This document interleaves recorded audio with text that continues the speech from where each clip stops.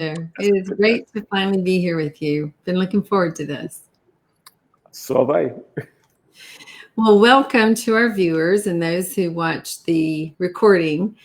Here at Christian Coach Institute, we love featuring our coaches so that you may get to know them and learn about the work that they're doing as professional coaches to really make a difference for the kingdom. I'm Janice LaVore Fletcher, founder and president of Christian Coach Institute. And I just want to welcome David Ince here with us today. David can be located at his website, which is livingsuccessfully.co. I mention that because you're not going to get the whole picture of David and the wonderful work that he's doing here in this interview, but we certainly hope to give you a glimpse into his heart and the work that he is doing. David, will you share with our viewers, who do you serve as a coach? Who do I serve as a coach? It's really two levels that I serve. The corporate clients, which is the ones that pay me, and the community clients, which is the ones that I actually get most pleasure from serving. So those are the two entities that I serve. On the corporate side, it's primarily business owners, professionals, and those who are seeking either to grow their business or to transition into new areas and new phases in life. And I tend to spend much time in that aspect as it relates to their leadership skills, their team building skills, those types of things. Mm-hmm. And I know that you have an amazing background, but at some point you really felt this pull, this call to coaching. Tell us how you felt called to coach. Okay, I would say that the call was with me all along. It's just I didn't recognize it. I've always been involved in some form of what I call people development, whether it was on the athletic field, where I do still coach some teens and preteens in track and field, or in the classroom for most of my adult life, even though I was involved in, I'm an IT professional by training. I spent quite a bit of time, even during those years, within the classroom, whether it was at our local community college or as a guest lecturer at our local university in various areas there. So I've always had that passion for helping persons to get to the next level of their own life or career. And so when, after 25 years in IT, as an IT professional, circumstances called for a change in direction in my life. There were a number of things happening within the organization that I was with. And actually, it was not a challenge, really. When I thought, where should I go to next? Of course, the option was always to go back into IT. That's where I spent 25 years. But I really had that calling upon my heart, and I really call it a calling to go out and help others to be better. I didn't even know at the time of the profession called coaching in its professional sense. I just knew I needed to help persons. That also led to some other things, and as you know, also I'm into ministry, Christian ministry, church ministry, and so the two of them really supplement each other very, very well. And so, I still do quite a bit of work with, especially the youth, within the context of church. That's my community side. I still work with helping those persons recognize the value that they have. But on the corporate side, I now have the latitude to go out and help multiple persons rather than simply staying within the field that I was in before. So now that I'm into professional business coaching, I've been working with finance controllers, directors, supervisors, working with sales, helping persons develop this sales acumen. So it's exciting. That's really what it is. It's exciting because I get to see so many different aspects of the human person. You know, as you were talking, you light up when you talk about it. Yes, your passion shows. So it was a natural step for you as you stepped over here to coaching. And Yeah, I can certainly see how God's at work, and I know you have that heart to serve in ministry as a pastor and as working with youth. So it just shows all around you, David. Thank you for that. Thank you. And as you stepped into coaching, most coaches, and maybe you're an exception, most coaches have a challenge or two stepping into the profession of coaching, getting themselves out there. And I'm just wondering if you may have had a challenge in that area when you stepped into professional coaching. Yes. Yes. I had it from two different aspects. I mean, we spoke about it prior to coming live. The first one was actually charging for my services. Yeah. Yeah. Even on the professional side, because it's something that I always did, whether it was teaching in the classroom or working with youth. So I was always giving of myself. So I never had to actually put a value to it in dollars. I recognized that there was value, but I never had to quantify it. And so that aspect was challenging at first. Mm-hmm. How do I value myself in dollars and cents for the service that I'm presenting? The second challenge really was in the natural promotion of the business within the context of my marketplace here in Barbados, but also to online. Mm-hmm. Actually, I started out having more online clients than I had face-to-face classroom office clients. Mm-hmm. But that has now switched around. So I'm now having more live clients sitting in front of me than online.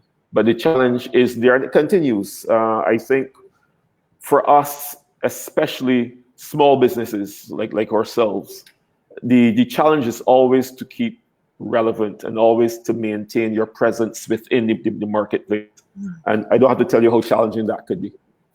Yes, it can be. I can relate because yes, if you're a small business owner, there are the clients that need to be served, and there's also your marketing that continues. You've done an excellent job from Thank you. What I've seen, and so it's really obviously, and it's showing up in the clients that you're attracting. Yeah. But the challenge continues. Yeah, and it will. It shall. If you were to put your mission statement into words, how would you share that with us? What is your mission? It comes off from my tag and into the very name of the company, Living Successfully. My mission statement is to help you achieve the goals that you have in mind. Mm-hmm. That's really it in a nutshell. And I believe we'll get to it shortly. But one of the things that I normally try to help persons to recognize is that you need to be the best you that you can be, not someone else. And so it's important for you to know what it is that you want, whether it's your career, whether it's personal, but you need to know what it is that you are going after, and then work from there. It's a very clear mission statement, easy to put into words. It's like, okay, help you achieve your goals. I don't think I quoted that quite accurately, but got it. That was beautiful. Yeah, that's it. And I do believe that you are getting ready to teach a workshop around being the best you. It seems like that was something that you shared. Yes. Share with us what you're doing. Yeah, that's one of my community projects. Mm-hmm. I am involved with a group which works with at-risk adults, persons who have been marginalized, persons who have had different challenges in life. Mm-hmm. And really helping them to regain their focus and to become productive citizens again in their communities. Yeah. One of the things that, and this is coming off of what we were just saying, mm-hmm. is to help them recognize that they have value and they need to use what they have. Not meaning to preach on you here, but when we look at the story of Jesus feeding the 5,000, when he said to his disciples, feed these folks, Philip was the one who said, but we will need at least 9 months worth of wages in order to feed these. And Jesus said to him, he didn't rebuke him. He said, no, you bring what you have. And the lesson there is that we need to bring what we have to the table, not what we don't have. And many of my clients, especially the same group that I'm speaking about, they're always worried about what they do not have. I don't have money. I don't have the education. I don't have, but I'm not worried so much about what you don't have. Let's start with what you have, and let's build from there.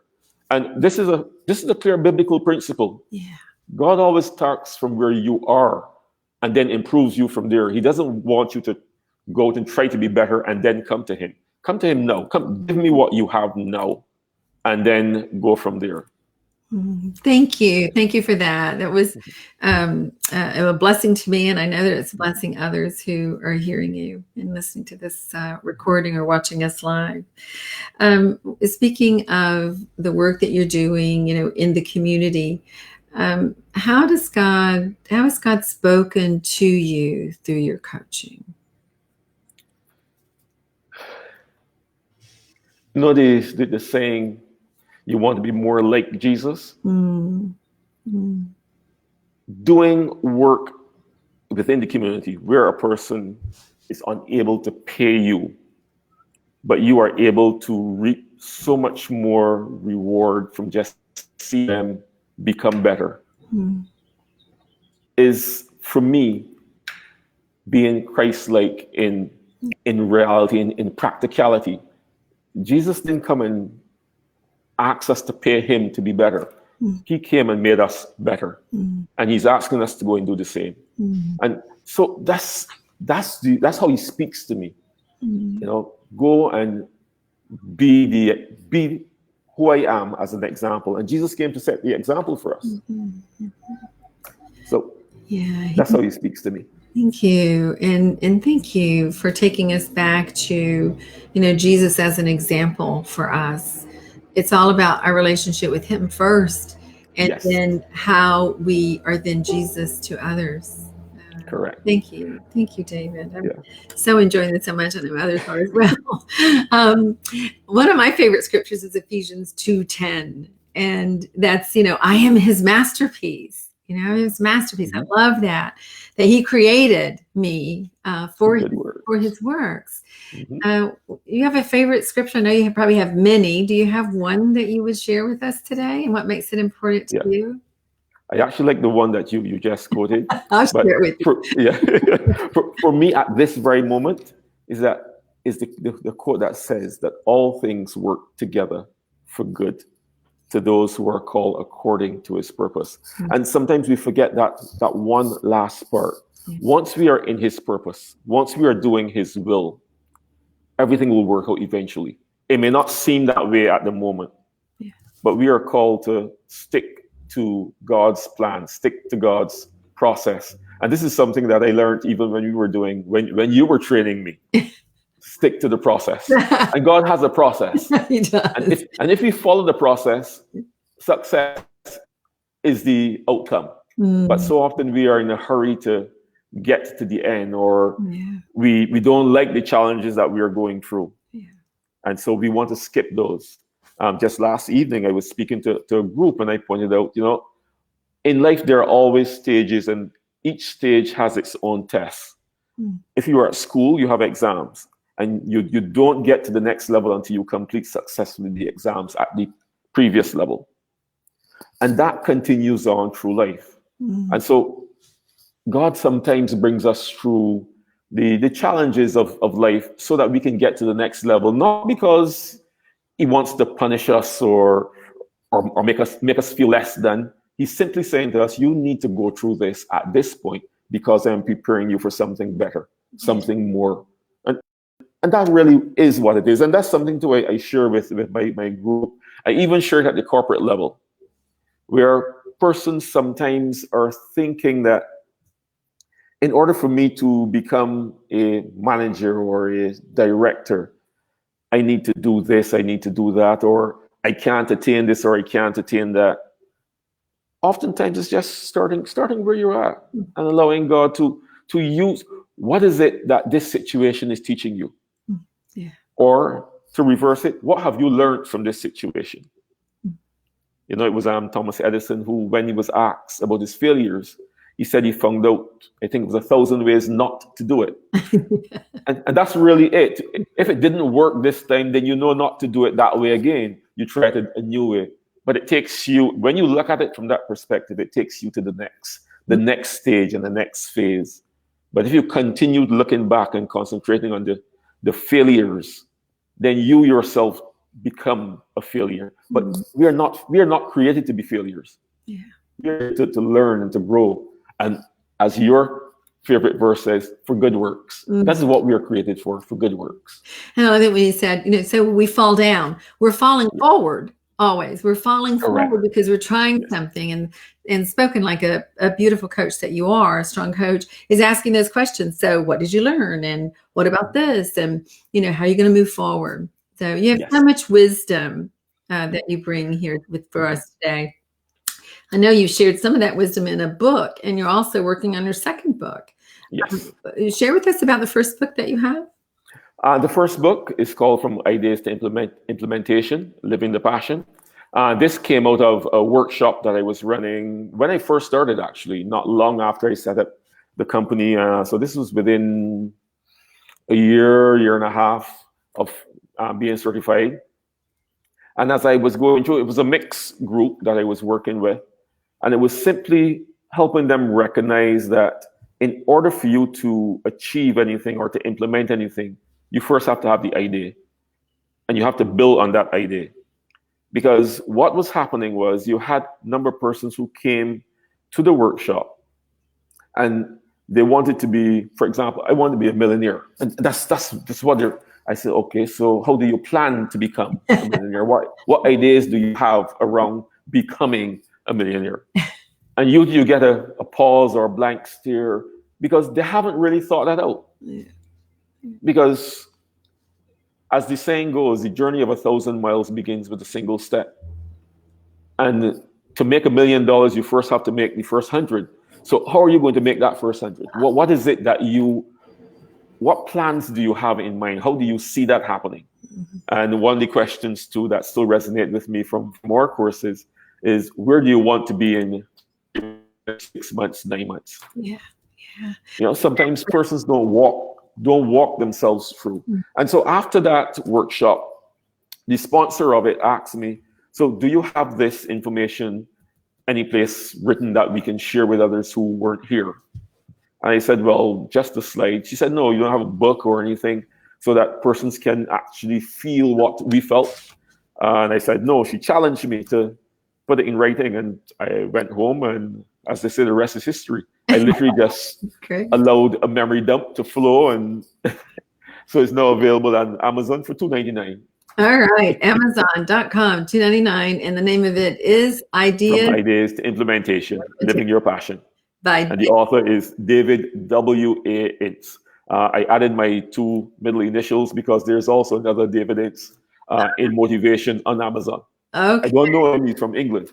Wow. Okay. That's good to know. So, again, and the second book, I know you're writing it, so we don't have that yet, but others can watch for you over on Amazon. And I know when you. I think that the second book is going to be more personal, more biblical, more spiritual, if you want to call it that. It may end up being more of a devotional guide, not necessarily a devotional, but something that guides us through our devotions. How do we connect to God and live His purpose for us? Mm-hmm. It all connects back to this conversation that we've had today. You've shared that message throughout today. No, I would love to just hang out here a little bit longer with you, but of course we're going to wrap up. And again, David Ince and his website, Coach David, certified through Christian Coach Institute, just an amazing coach. You can learn more about David on his website at, livingsuccessfully.co. And let's see if there's anything else that I wanted to make sure that I mentioned here. I think we've covered it. You are a blessing. You're a blessing to me. You're a blessing to those who are viewing, those who watch the recording, and certainly to the clients that you serve, Coach David. Yes. Thank you for today. And I thank you. So you have been a critical part of this journey. What was that? I say you have been a critical part of this journey. Oh, thank you. Yeah. God gets the glory. I'm honored that I have been able to share just be alongside of you and part of your journey. Thank you. And it's exciting to see where God's going to take you. So again, I'm Janice Labor-Fletcher, Christian Coach Institute. For those who are interested in becoming a coach, I hope you'll check out our website at christiancoachinstitute.com. We're wrapping up here today with our featured coach of the month, Coach David Ince at livingsuccessfully.co. Thank you so much, and looking forward to talking to you again soon, David. Bye. Blessings.